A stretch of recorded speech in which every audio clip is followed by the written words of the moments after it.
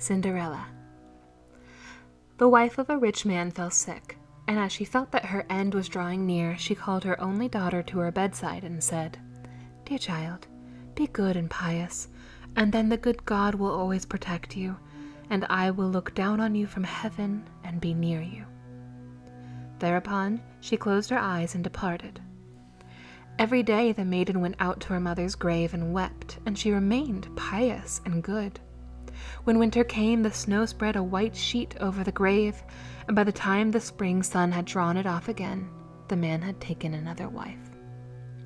The woman had brought with her into the house 2 daughters who were beautiful and fair.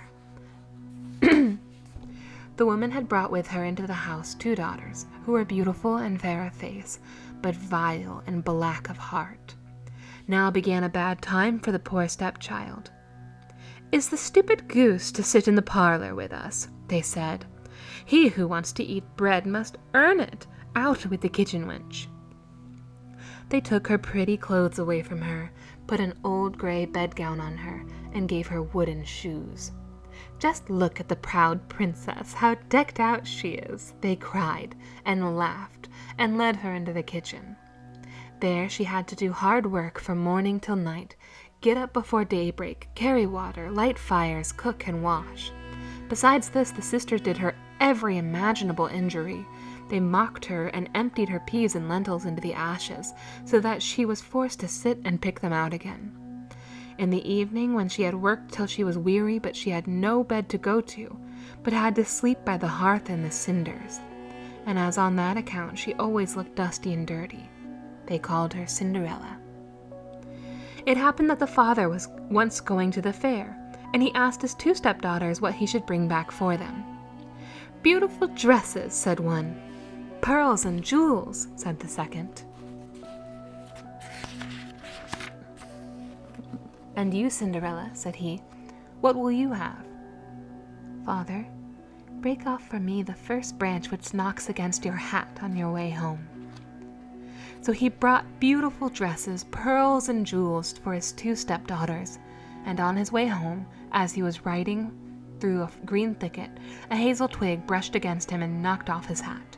Then he broke off the branch and took it with him.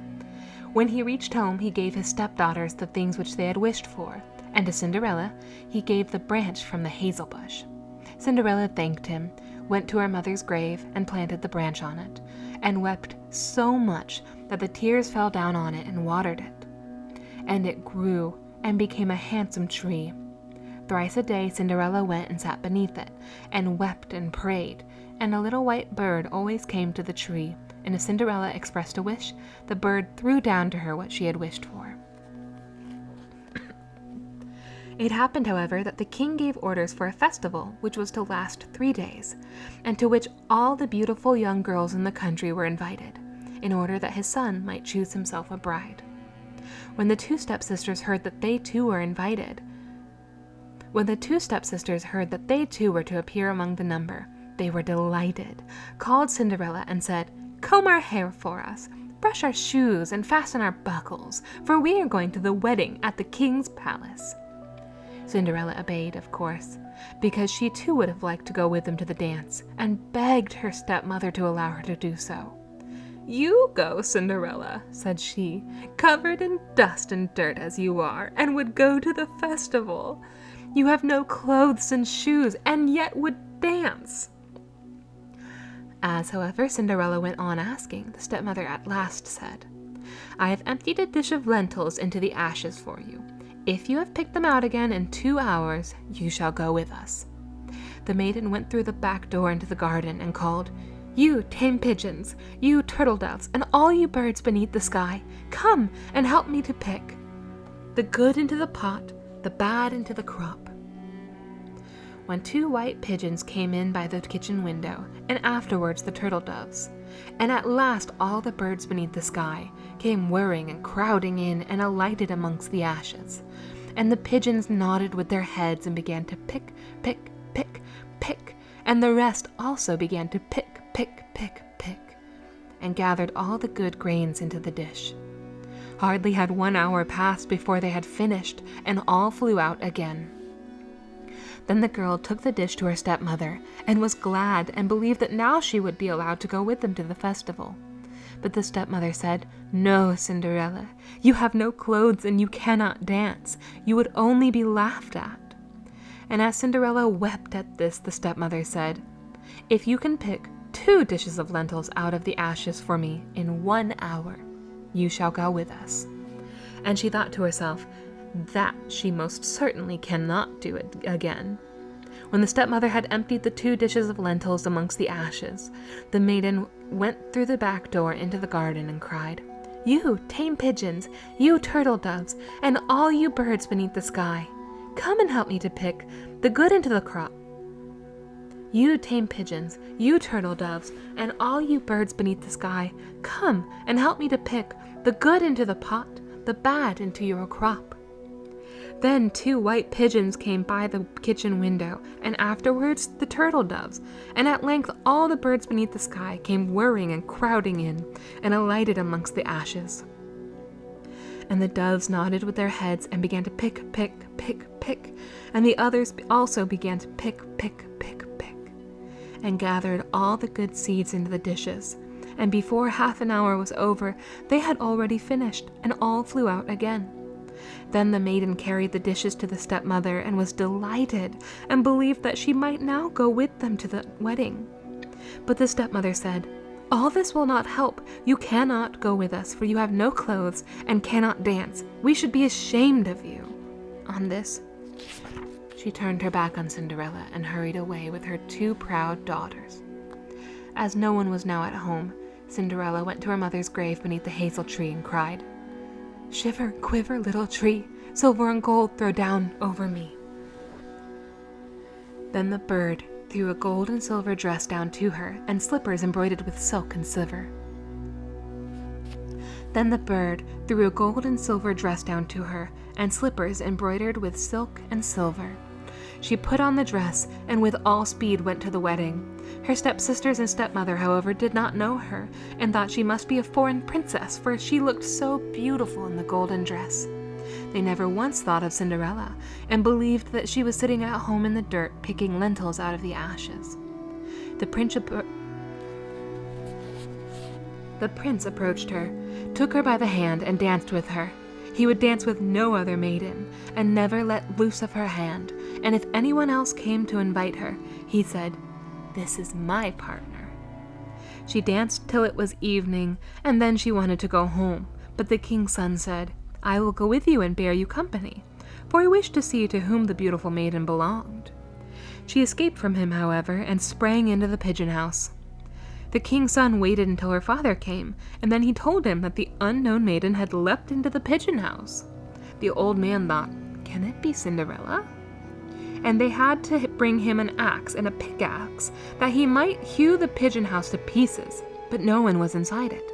And when they got home, Cinderella lay in her dirty clothes among the ashes, and a dim little oil lamp was burning on the mantelpiece, for Cinderella had jumped quickly from the back of the pigeon house and had run to the little hazel tree, and there she had taken off her beautiful clothes and laid them on the grave, and the bird had taken them away again.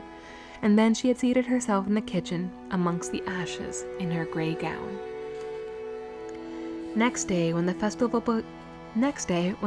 began afresh, and her parents and the stepsisters had gone once more, Cinderella went to the hazel tree and said, "Shiver and quiver, my little tree, silver and gold throw down on me." Then the bird threw down a much more beautiful dress than on the preceding day, and when Cinderella appeared at the wedding in this dress, everyone was astonished at her beauty. The king's son had waited until she came, and instantly took her by the hand and danced with no one but her. When others came and invited her, he said, "This is my partner."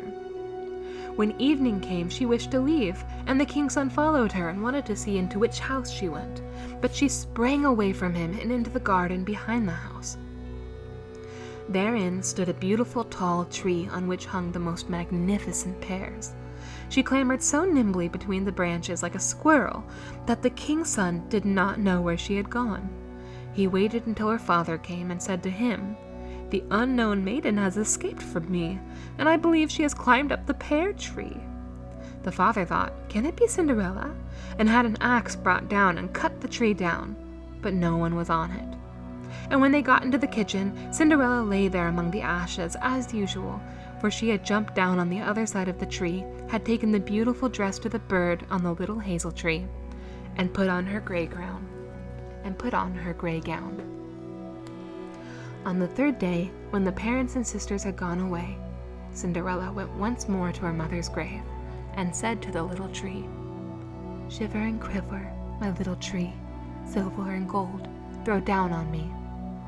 And now the bird threw down to her a dress which was more splendid and magnificent than any she had yet had, and the slippers were golden. And when she went to the festival in the dress, no one knew how to speak for astonishment. The king's son danced with only her, and if anyone invited her to dance, he said, "This is my partner." When evening came, Cinderella wished to leave, and the king's son was anxious to go with her, but she escaped from him so quickly that he could not follow her. The king's son, however, had employed a ruse, and had caused the whole staircase to be smeared with pitch, and therefore when she ran down, had the maiden's left slipper remained stuck. The king's son picked it up, and it was small and dainty and all golden. Next morning he went with it to the father, and said to him, "No one shall be my wife but she whose slipper this golden slipper fits. No one shall be my wife but she whose foot this golden slipper fits." Then were the two sisters glad, for they had pretty feet. The eldest went with the shoe into her room and wanted to try it on, but her mother stood by. But she could not get her big toe into it, and the shoe was too small for her. Then her mother gave her a knife and said, "Cut the toe off. When you are queen, you will have no more need to go on foot." The maiden cut the toe off, forced the foot into the shoe, swallowed the pain, and went out to the king's son. Then he took her on his horse as his bride, and rode away with her. They were obliged, however, to pass the grave, and there on the hazel tree sat the pigeons, and cried, turn and peep, there's blood within the shoe. The shoe is too small for her, the true bride waits for you." Then he looked at her foot, and saw how the blood was trickling from it. He turned his horse round and took the false bride home again, and said she was not the true one, and that the other sister was to put the shoe on. Then this one went into her chamber and got her toe safely into the shoe, but her heel was too large. So her mother gave her a knife and said, "Cut a bit off your heel. When you are queen, you will have no more need to go on foot."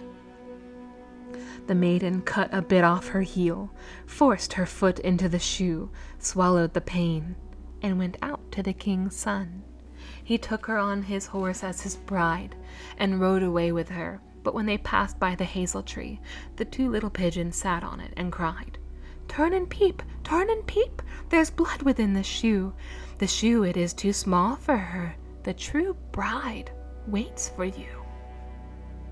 He looked down at her foot and saw how the blood was running out of her shoe, and how it had stained her white stocking quite red. Then he turned his horse and took the false bride home again. "This also is not the right one," said he. "Have you no other daughter?" "No," said the man.